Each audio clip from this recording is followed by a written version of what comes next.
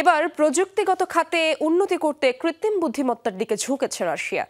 এক দফায় নিজস্ব প্রযুক্তিতে নির্মিত আর্টিফিশিয়াল ইন্টেলিজেন্স টাস্ক ফোর্স গঠনের ঘোষণা দিয়েছেন রুশ প্রেসিডেন্ট ভ্লাদিমির পুতিন।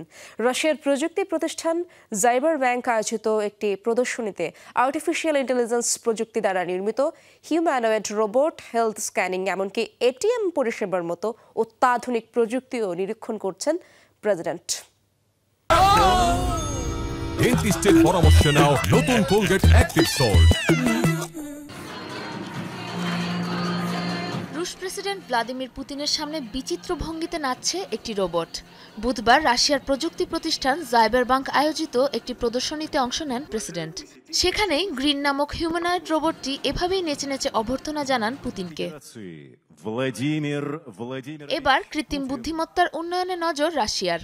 একটি আর্টিফিশিয়াল ইন্টেলিজেন্স টাস্ক ফোর্স গঠনের ঘোষণা দিয়েছেন পুতিন। বিদেশি নির্ভরতা কমিয়ে কৃত্রিম বুদ্ধিমত্তা বিষয়ক নিজস্ব প্রযুক্তির পরিসর বৃদ্ধি করতে হবে আমাদের। এটি আমাদের রাষ্ট্রের মূল্যবোধ ও সার্বভৌমত্বের বিষয়।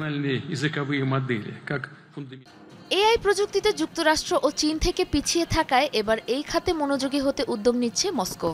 এরই মাঝে দুটি বড় ল্যাঙ্গুয়েজ মডেল গিগাচ্যাট ও ইয়ান্ডেক্স জিপিটি বাজারে এনেছে দেশটির সবচেয়ে বড় দুটি প্রযুক্তিগত প্রতিষ্ঠান জাইবার ব্যাংক ও ইয়ান্ডেক্স।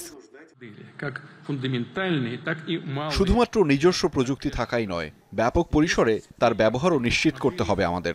শিল্প, পরিবহন, স্বাস্থ্যসেবা থেকে শুরু করে যুদ্ধক্ষেত্রে ফ্রন্টলাইনেও কৃত্রিম বুদ্ধিমত্তার প্রয়োগে উদ্যোগী হতে হবে। পশ্চিমা রাষ্ট্রের নানা নিষেধাজ্ঞার জেরে এআই প্রযুক্তিতে ব্যবহৃত মাইক্রোচিপ ও অন্যান্য হার্ডওয়্যার আমদানি বেশ কষ্টসাধ্য রাশিয়ার জন্য। সাবরিনা নুসরাত, যমুনা নিউজ।